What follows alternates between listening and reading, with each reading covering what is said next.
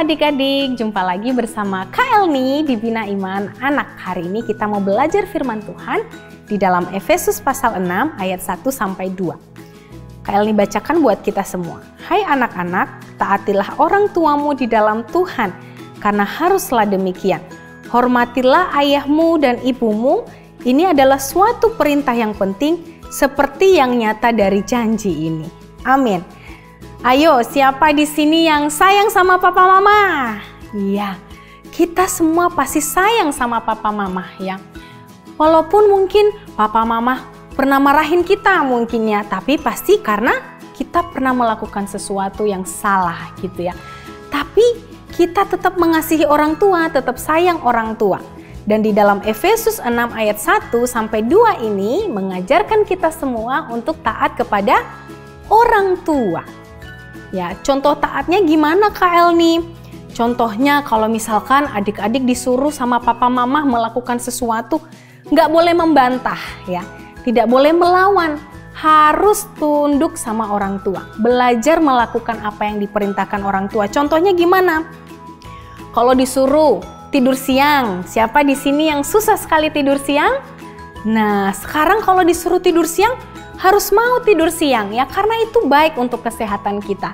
Disuruh makan ya, tidak sibuk main game terus, tapi kalau disuruh makan ya makan gitu ya, tidak pilih-pilih makanan juga.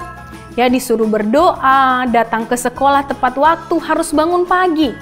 Ya, tidak ngeyel sama orang tua, tidak membantah, tapi mau taat. Tahukah adik-adik kenapa sih kita harus tunduk sama orang tua? Yang pertama karena orang tua itu adalah wakil Allah di dunia. Jadi orang tua itu tidak pernah menyuruh kita melakukan sesuatu yang salah. Kalau misalkan orang tua kita mengatakan sesuatu atau memerintahkan kita sesuatu, alangkah lebih baik kita harus melakukannya. Karena secara tidak langsung kita melakukan perintah Tuhan, kita taat kepada Tuhan. Karena orang tua di dunia ini adalah orang tua yang dipercaya oleh Tuhan untuk membimbing kita, untuk mengarahkan kita supaya kita jadi anak yang baik tentunya. Yang kedua, kenapa sih kita harus tunduk atau taat kepada orang tua, dengar-dengaran kepada orang tua? Yang kedua adalah karena itu adalah perintah Tuhan. Ya, dikatakan tadi di ayat yang pertama, pasal yang ke-6, bahwa hai anak-anak, taatilah orang tuamu. Ini adalah suatu perintah. Nah, ketika diberikan perintah, kita harus melakukannya ya. Kita nggak boleh membantah. Kalau kita tidak menghormati orang tua, itu sama saja artinya kita tidak taat kepada perintah Tuhan. Akhirnya kita berdosa ya.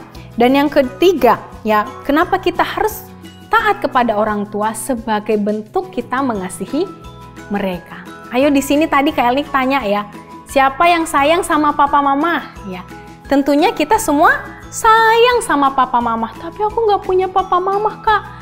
Sekarang aku tinggalnya sama oma, atau aku tinggalnya sama opa, atau sama tante, atau sama om.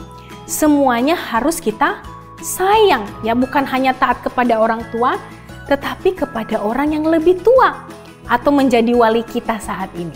Ya, kita tinggal di mana, kita harus taat kepada mereka.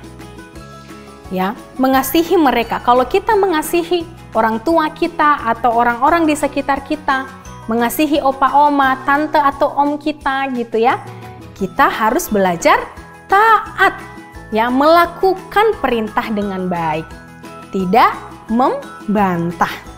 Adik-adik, tahukah adik-adik bahwa ketika kita taat sama orang tua, mengasihi mereka, melakukan perintah Tuhan, yang terjadi apa?